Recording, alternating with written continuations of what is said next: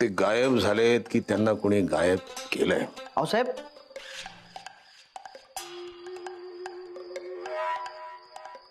हे काय बोलताय तुम्ही? त्यांना कशाला कोण गायब करेल? राजकारणी आहेत ते. आपणही स्वतः राजकारणात आहात. आपणास ज्ञात असेल की त्यांना किती शत्रू असतील. कधी कधी तर घरातलेच लोक दगाफटका करतात.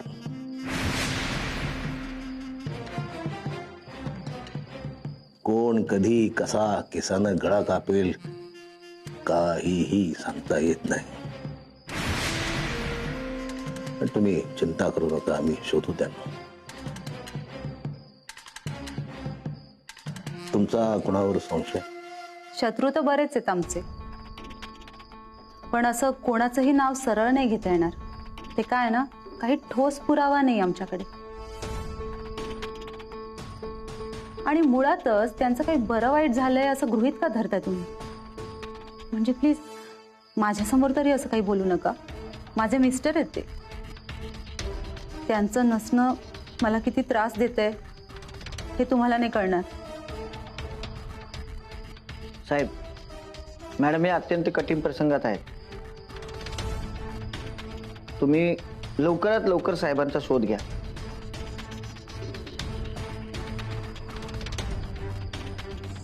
नाही नको.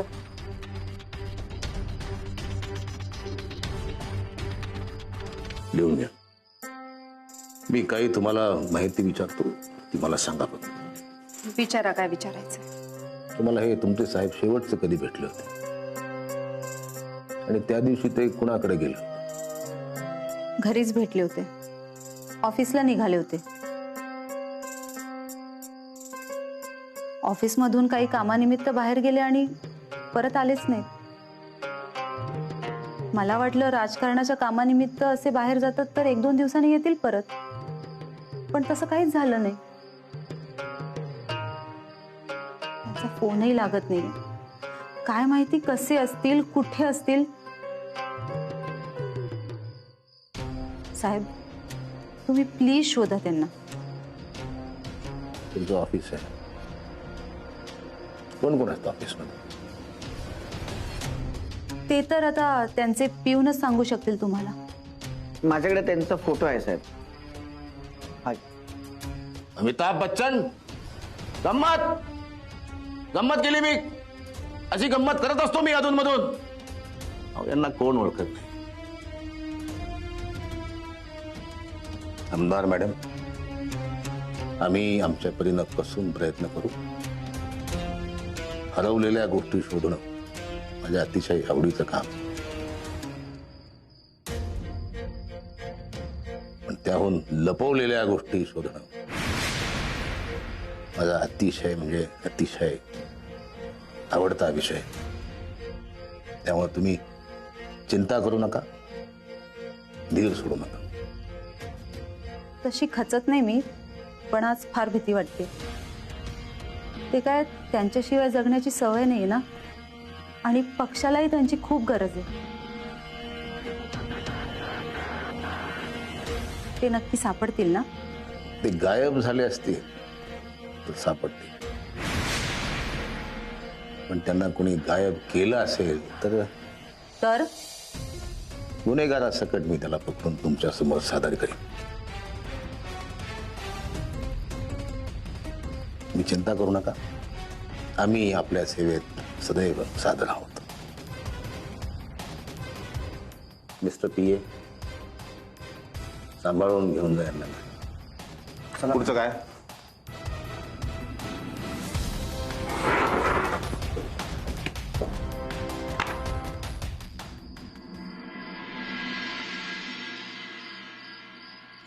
बया, त्या डॉक्टर कडून लई पैसे दिसत्यात. उगाच का त्या इन्स्पेक्टरने लाच मागितली त्याला. लई मोठं गाभाड घावलेलं दिसतंय त्याला. आणि वाईस त्याच्यातलं जर का मला मिळालं तर माझ्या आयुष्याची चांदी होईल, चांदी. काय डॉक्टर, कसं आहे तुम्ही? मला काय होतंय? हा बराबर आहे, तुम्हाला काय व्हायलाच नाही पाहिजे. डॉक्टर तुम्हाला सांगते, मला 100% गॅरंटी वाटत होती बघा, तुम्ही त्या पोलिसांच्या आणि त्या जेलातून एकदम सही सलामत सुटाल बघा. डॉक्टर अहो तुमचा मी लई आदर करते बघा. तुम्ही जेव्हा जेलात होता ना तेव्हा मला अनपाणी पण गोड लागायचं नाही. बघा बघा मी कशी बारीक झाले, ये बघा किती बारीक झाले. तुम्ही तर सुटले नसते ना जेलातून लवकर, तो पाक वाळून वाळून मी मरून गेले असते बघा. पण हा मी हिम्मत नाही सोडली. मी डिंपीच्या पाठीशी खंबीरपणे उभी राहिले. तिला म्हणलं, डिंपे रडत बसायचं नाही, आपल्या डॉक्टरशी साथ सोडायची नाही म्हणून. आपल्या घरातली चिकार सांगतील तुला की तो डॉक्टर नालायक हाय, तो काय आता जेलातून सुटायचा नाही आणि काडी मोड घे दुसरे लगीन करू. पण मी डिंपीला म्हणलं, डिंपे डॉक्टर सारखा नवरा शोधून बी तुला घावायचा नाही, अजिबात डॉक्टरला सोडायचा नाही. तिने बी माझं ऐकलं बघा. झालं तुमचं, येतो मी. नाही झालं दमा जात. डॉक्टर तुम्ही जरा आमच्या ह्यांच्याशी बोला ना. आता बघा ना, जगातलं पहिलं जिमिनी खालचं हॉटेल काढायचं खूळ त्यांच्या डोक्यात घुसलंय. पण ना जिमिनी खाली जायचं कसं तेच त्यांना समजना झालंय. तुम्ही वाईच मदत कराल का? आता त्यांना वाट सापडली नाही, मला कशी सापडणार? अहो वाट सापडायला नका मदत करू, हॉटेलसाठी मदत करा. लई भारी हॉटेल होईल बघा. तेवढं आपलं 10-20 लाख रुपये मदत करा. नाही ठीक आहे, करतो. एक काम करा, तुमची काही रक्कम नाम्याच्या पतसंस्थेत जमा करा. नाम्या सगळ्यांना दुप्पट देतो. मी त्याला सांगतो की वंदू आत्या आमची घरची आहे, मी ओळखतो त्यांना, तिला तिप्पट दे. काय तिप्पट? हो चालतंय चालतंय, मी आजच माझ्या नवऱ्याला फोन करते आणि 2-4 लाख पतपिढीत भरायला सांगते. हा येतो. होय होय. एक पट्टीचं तिप्पट म्हणजे केवढं पैसे झालं. म्हणजे मी 2-3 महिने पैसे भरत राहिले की मी करोडपती होणार. वा वा वा वा. पण मला एक प्रश्न पडलाय, या डॉक्टरला नेमकी अशी पैशाची खान घावली कुठून? ते असा पैसा उधळतोय. नाही नाही नाही, काहीतरी शोध घेतला पाहिजे. एकदा का ती पैशाची खान घावली की मग काय पतपिढीत पैसे भरायची बी गरज नाही. नुसतं इकडून पैसे काढा, तिकडून पैसे काढा, इकडून पैसे काढा, तिकडून पैसे काढा. बया बया बया, एवढं पैसे होत्याल की आखी जिंदगी मी एकदम राणी सारखी राहील. वंदे वंदे वंदे, हरकू नको हरकू नको. बया पण हा पहिलं काम म्हणजे ती पैशाची खाण शोधून काढायला पाहिजे.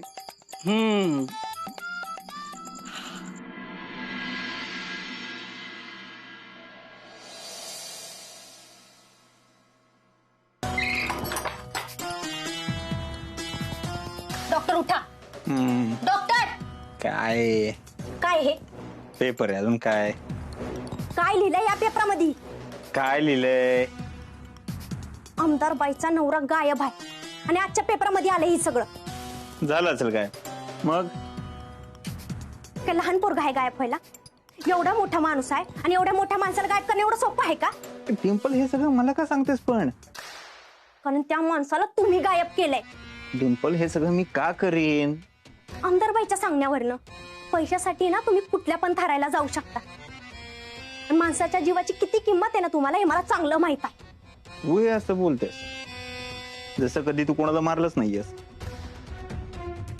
मारलंय म्या, झाली माझ्याकडनं चूक, पण प्रत्येक वेळेस तुमच्यासारखी माणसं मारत सुटत नाही म्या.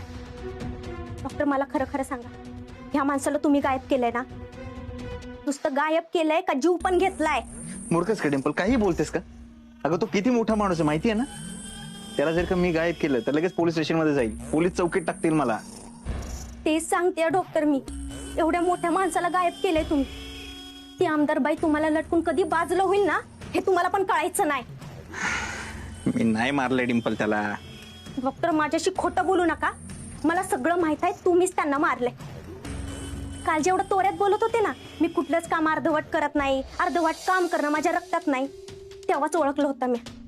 तेव्हाच ओळखलं होतं की तुम्ही काहीतरी कांड करून आले. हे बघा डॉक्टर, मला खरं खरं सांगा, आमदार बाईच्या नवऱ्याला तुम्हीच मारलंय ना? डॉक्टर माझ्यापासून काही लपू नका. जी बाई स्वतःच्या नवऱ्याला मारू शकते ना, तर ती तुमच्यासोबत पण काय पण करू शकते, विसरू नका. आणि त्यावेळेस तुम्हाला माझीच गरज पडणार आहे. मला खरं खरं सांगा, तुम्हीच मारलंय ना तिच्या नवऱ्याला?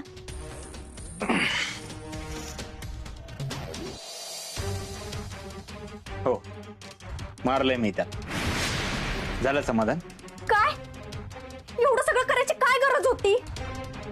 आता त्या आमदारबाईच्या नादाला लागून तुम्ही परत जेलमध्ये जाणार आहे आणि पोलिसांनी तुम्हाला जेलमध्ये नेलं ना, त्यावेळेस परत माझ्याकडून मदतीची अपेक्षा मागू नका. आधीच सांगते, तुम्हाला कुठल्याच प्रकारची मदत करणार नाही. तुम्ही आणि ती आमदारबाई, तुम्ही बघायचं काय करायचं ती. आज पेपरात आले, उद्या पोलीस नाही ना वाड्यात आले तर बघा, करा तुम्हाला जे काय करायचंय ते.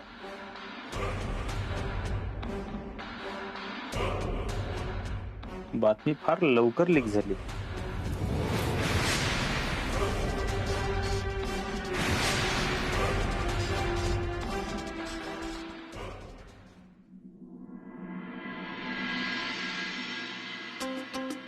मॅडम, पक्षश्रेष्ठी आलेत.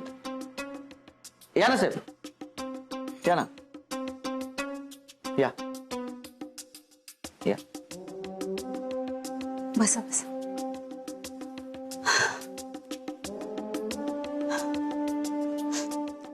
आतापर्यंत असं कधीच वागले नाहीत ते. कितीही महत्वाचं काम असलं तरी सांगून जायचे, सतत फोन करायचे. पण आज असं अचानक. सावरा, स्वतःला सावरा. अहो, राजकारणातली माणसं आहेत ती. खूप ताण आल्यामुळं एकांतवासात गेले असतील कुठेतरी, पण परत येतील ते. तसं झालं तर चांगलंच आहे. यांनी लवकर परत यावं. त्यांच्या खांद्यावर इथल्या मतदारसंघाच्या प्रचाराची धुरा आहे ना, ते लवकर परत नाही आले तर पक्षाचं किती मोठं नुकसान होईल. काळजी करू नका, सगळं व्यवस्थित होईल. कसं होईल? इथे मतदारसंघात चर्चा आहे की आमचे हे गायब आहे, त्यामुळे पक्ष आमचं तिकीट कापणार. कोण म्हणाले हे? अहो, या मतदारसंघात आमच्या समोर फक्त 2 नावं आहेत. एक तुमचे मिस्टर आणि दुसरं तुम्ही. आता ते इथं नाहीत म्हणल्यानंतर तिकीट तुम्हालाच मिळणार. आणि हो, ते परत येईपर्यंत प्रचाराची धुरा तुम्हीच सांभाळा. काय? ठीक आहे, जसं पक्ष योग्य समजेल तसं. संपत, साहेबांचं चहा पाण्याचं बघा. हो, नको, खूप काम आहेत आम्हाला. नंतर येऊ. काळजी घ्या, सांभाळा. येतो आम्ही. या साहेब. हो.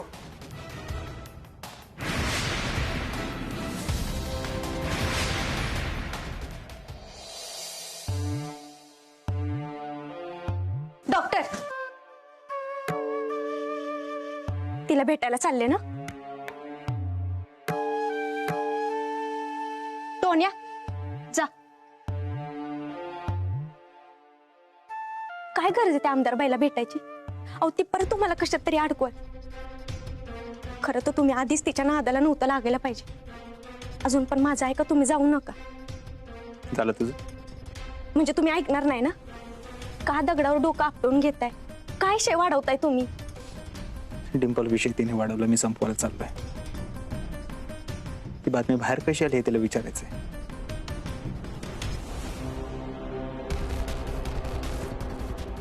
टोन्या, ऐकलं ना सगळं?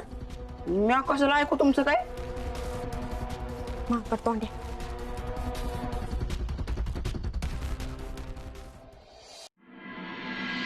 अरे कधी येणार आहेत मॅडम? अरे दुःखाचा डोंगर कोसळला त्यांच्यावर, वेळ तर लागणारच ना. मला माहिती आपण सर्वजण मॅडमची वाट बघताय, पण मॅडमवरती जी वेळ आली आहे ती आपण सगळ्यांनी समजून घेतली पाहिजे. मॅडम अजूनही त्या धक्क्यातून सावरल्या नाहीयेत. येतीलच मॅडम.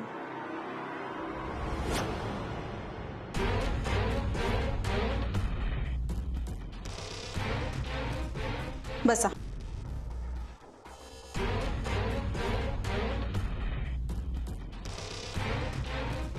मला माझा नवरा हवाय. माझा नवरा हवाय मला. तोच जर माझ्यासोबत नसेल तर ही सत्ता काय कामाची. मला खात्री आहे की कोणीतरी या सत्तेसाठीच त्यांच्या जीवाशी खेळतंय.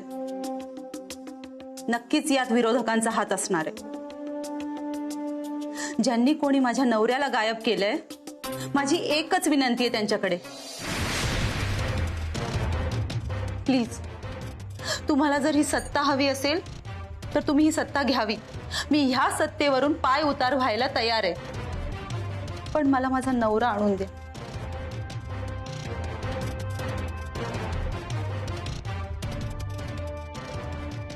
पुढच्या 10 दिवसात जर माझ्या नवऱ्याला शोधण्यात पोलिसांना यश नाही आलं तर आम्ही सीबीआय चौकशीची मागणी करणार आहोत.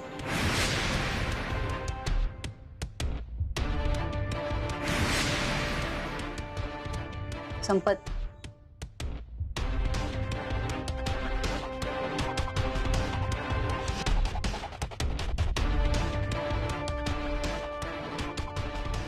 मॅडमची आत्ता पत्रकार परिषद चालू आहे. ती झाल्यानंतर तुला मॅडम भेटतील. मला अर्जंट भेटायचं. तू खाली थांब, मॅडम तुला नंतर भेटतील. महत्वाचं काम आहे माझं.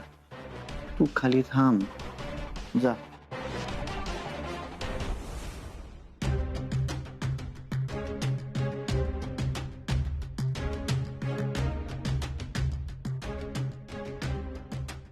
ते घरातून जाण्यापूर्वी काय म्हणाले होते का?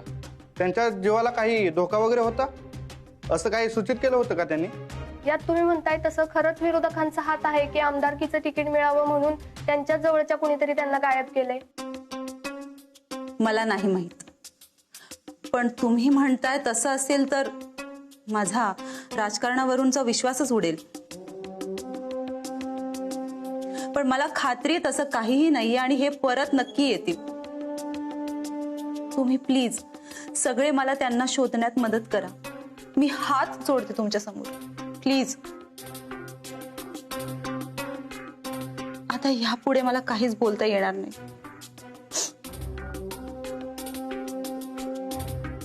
तुमच्या सर्वांची चहा पाण्याची व्यवस्था खाली केली आहे.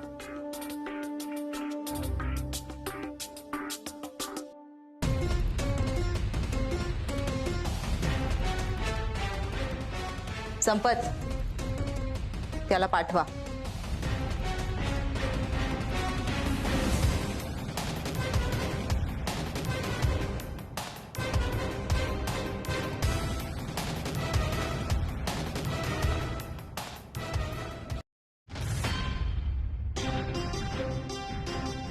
मॅडम हे सगळं काय चाललंय?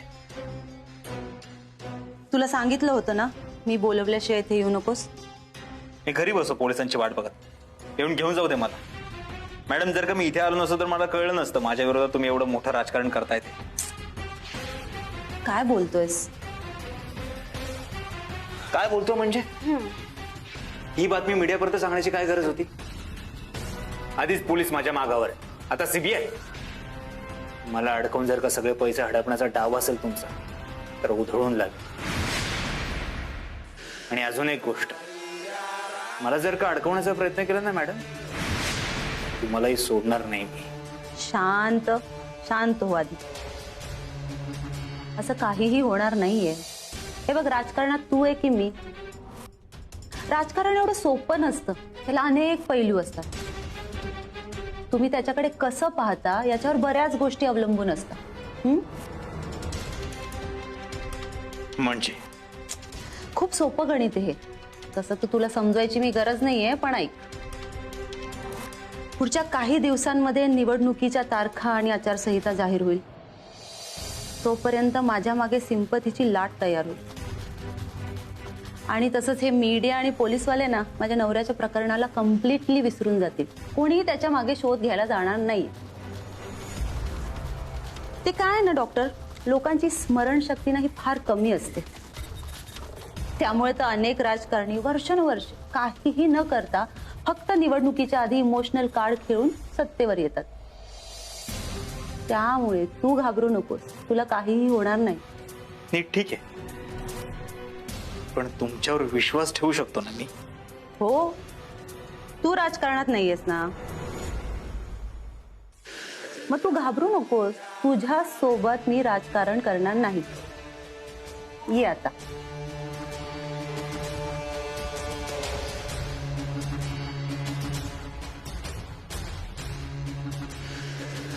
मॅडम, माझ्या बरोबर राजकारण अजिबात करू नका. या.